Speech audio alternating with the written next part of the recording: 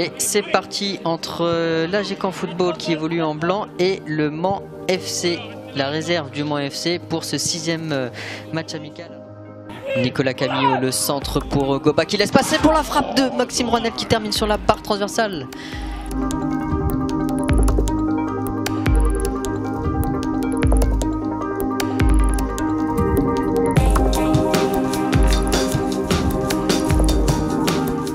On allonge sur Morgan Ardouin qui va pouvoir trouver Goba dans la surface de réparation. La frappe qui passe au-dessus. C'est très bien joué. Cheyeux dans la surface, le centre au second poteau pour Gouléké dans le petit filet. Grosse occasion pour le Mans. Waflar. Voilà, à la transition. Vers le numéro 9 Gouléké qui passe devant Lembo. Bonne sortie du gardien qui l'empêche. Le retour de Mathis, le Sargosselin. Et Waflar dans la surface de réparation. Faut pas toucher. Faute, penalty. Penalty. Dommage. Pour le Mans. C'est Alexis Gouléké qui va s'élancer et qui va le transformer. 1-0 pour le Mans. Pas bien payé. C'est un peu frustrant pour les Canets. Malcolm avec Maxime Rouanel côté gauche. Maxime centre en première intention. Deuxième poteau, la tête, le poteau de Kevin Goba. Pourquoi pas mettre dedans. Le centre pour la tête. Le ré. Et c'est mérité de nouveau. Les combinaisons sur le côté gauche. Très bon centre de Maxime Rouanel. Et ensuite Léo qui suit parce que de nouveau on a du monde dans la surface. Et c'est le 3e but de Léo Hamel dans cette préparation. Comme à son habitude, Léo. Et c'est la mi-temps. La mi-temps, un partout.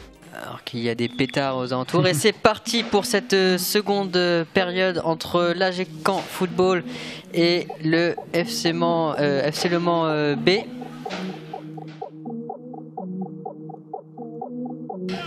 Le centre, c'est très dangereux pour la surface. C'est pas grave, c'est pas grave.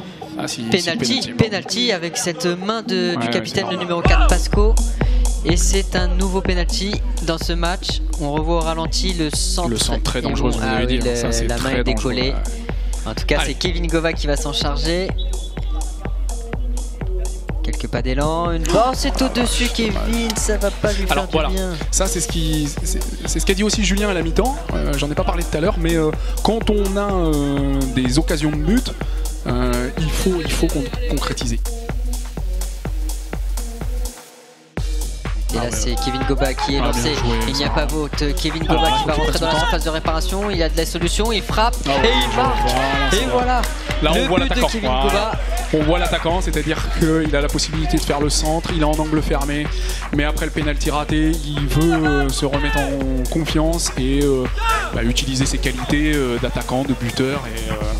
Et c'est très bien pour lui, c'est très bien pour l'avant-garde. On va revoir tout ça au ralenti, mais la course est magnifique et en effet cette frappe pleine de puissance laisse aucune chance au gardien.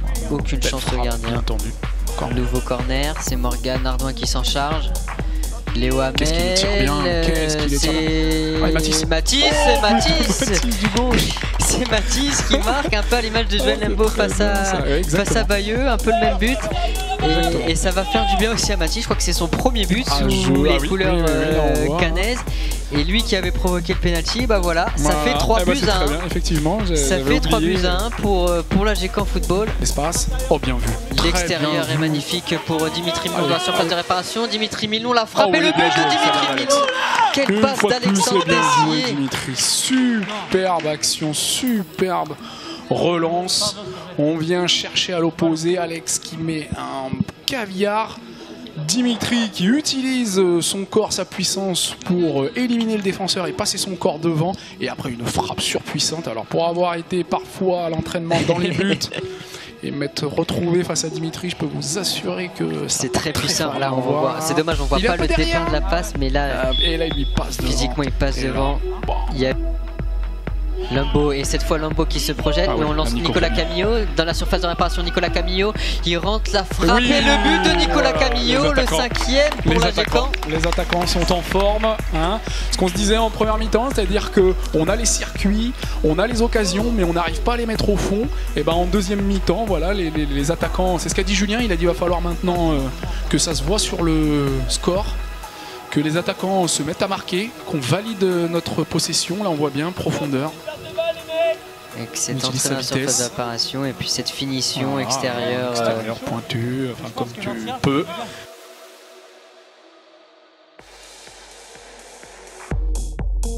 Entre lui et le Douglas, la roulette. Téliez, entrée de surface de réparation. Et c'est terminé. C'est terminé sur cette victoire 5-1 de l'AG Caen Football. Une belle victoire, une belle seconde période. L'objectif est rempli, ne pas prendre de but sur ces 45 minutes et retrouver le cadre, retrouver ce côté tueur.